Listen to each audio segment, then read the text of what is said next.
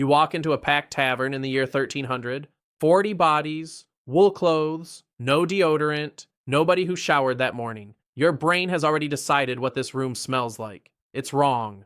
The medieval peasant who reeked of filth, the one you're picturing right now, never really existed. He was invented, on purpose, by people who lived 500 years later.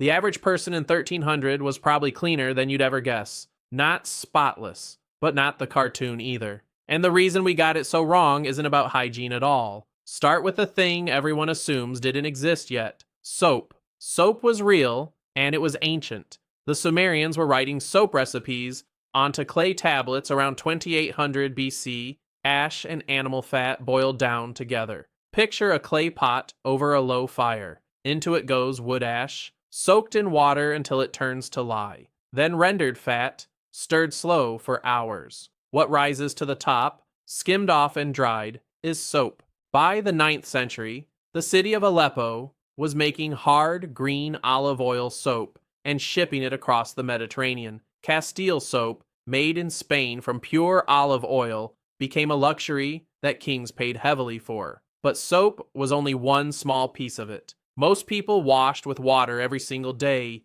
even if a full bath came less often, hands, face, and feet, before meals and after work. They cleaned their teeth with linen cloth, crushed herbs and twigs frayed soft at one end. They rinsed their hair with vinegar and steeped plants, rosemary, chamomile, nettle, and they scented themselves deliberately. Rosewater, lavender, and mint, sewn into clothing and rubbed onto skin. Katherine Ashenburg, who wrote an entire history of cleanliness, argues the medieval world cared deeply about smelling good. A bad smell meant disease and sin. A good smell meant holiness.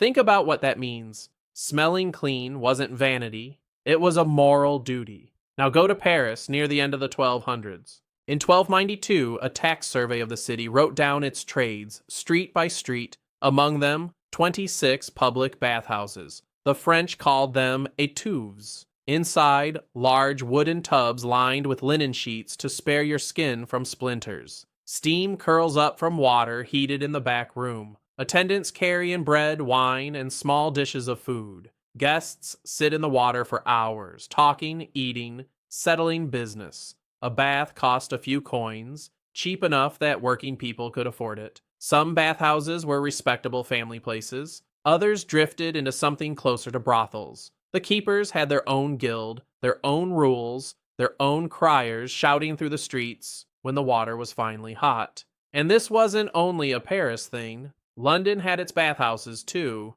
clustered across the river in Southwark, known as the stews. In some German cities, the records count more than a dozen public baths, serving only a few thousand people. Bathing was social, ordinary, woven right into the rhythm of the week, and then it ended. Two things killed the bathhouses. First, firewood ran short, and heating that much water for that many people got too expensive. Second, and far worse, disease. When plague kept returning, and when syphilis swept Europe after 1495, doctors blamed the baths. The medical theory of the day said hot water, open your pores, and let sickness pour in. So the safest thing, they decided, was to stop bathing altogether. By the 1500s, the public baths of Paris were closing, one by one. The clean medieval world didn't slowly fade away. It was shut down, deliberately out of fear.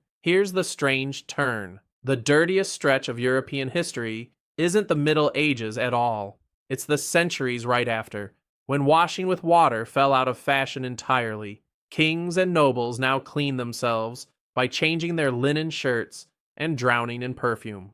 Louis XIV, the Sun King of France, is said to have taken only a handful of full baths in his entire life.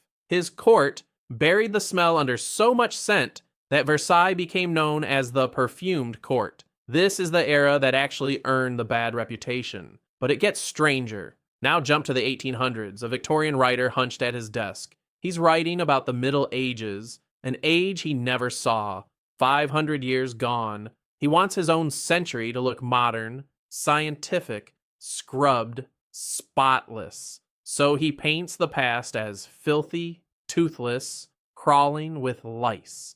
The Victorians invented the dirty peasant, partly just to make themselves feel advanced. It's the same century that gave us mass-produced soap and the brand new word, unhygienic. Their clean story needed a villain, and the medieval peasant was cast in the role. And the irony is thick. Victorian London choked on coal smoke, horse manure, and a river so foul they named the summer of 1858 the Great Stink.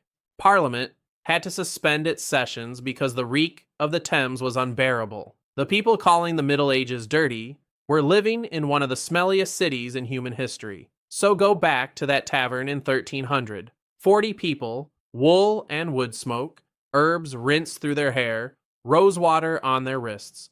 It wouldn't smell like a hospital, nothing in history does, but it wouldn't be the stench you were taught to expect either. It would smell like people who, with the tools they had, were genuinely trying. The filthy peasant was never a fact. He was a story told by people who needed the past to look worse than the present. What did they actually smell like? Cleaner than the people who mocked them, and probably better than we were ever told.